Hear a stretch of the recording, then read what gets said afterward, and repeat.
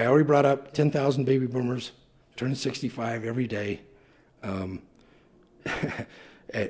that might even be on the low side. Now, so what opportunity is there? I mean, obviously not everybody's moving into these facilities right now, but right now in the United States, coast to coast, there's about 40 or 50,000 units of the type that we're talking about that are being built right now. Now, you may want to check these numbers, but from our research, and of course, this is somewhat of a business model that we're putting together, so this is fairly accurate for round numbers, but we feel like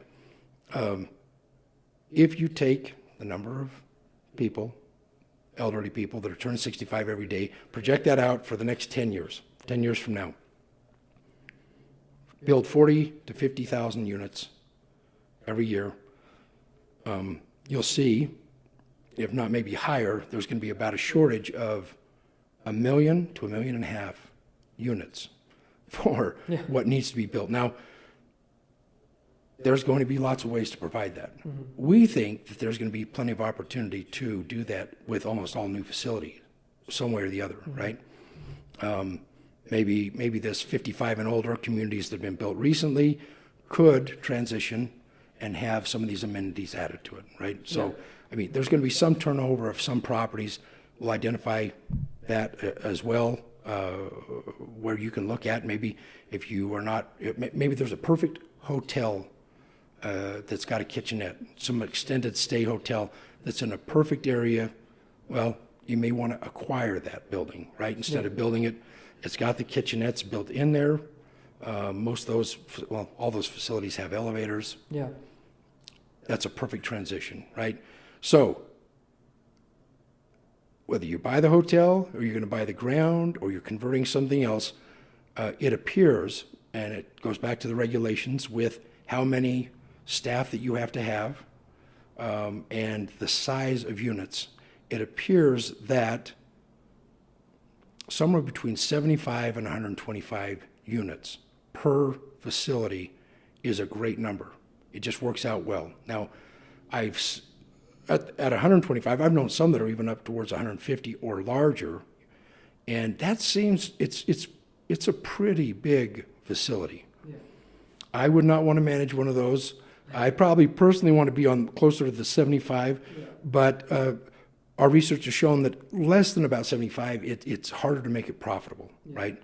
So, and 75 units is not that big of a facility, but we're talking about something that's going to progress with staff, employees, and all the administrative. It's going to be an issue there that will be more complex than that. So at least 75 to 125, we think is a perfect little sweet spot if you keep it within that range. Now, what would make that? Now, you could push that, right? In multifamily, developers push that. They want to put as many units as they possibly can get. Now, that always is the plan. But if you have regulations that would say, hey, for that one extra unit that you add, you might have to add a staff of 9 to 10 people just because you crossed over that line, right? So it's going to be, you're going to have to get that kind of fine-tuned. Yeah. And maybe you just do it, you combine a couple of units that maybe you can do to where it's not an additional unit, it's just a larger unit to where maybe some of the people are couples that are still alive and living together, right? Pay a little more. Pay a little more, which is exactly, I mean, that's already a structure that's being used. I think this is going to get more defined, and hey, they're adults. Maybe they'll want to shack up and have a roommate, you know, which does make sense as well, Exactly. Shack up's not the right terminology to use there, though there is a lot of shacking up, I've been told, that happens in those communities. And they are adults, and so, they can do what they want. No. So let me, so I talked about the hotel conversion. That just makes sense, right? Yeah. I mean, you've got it there.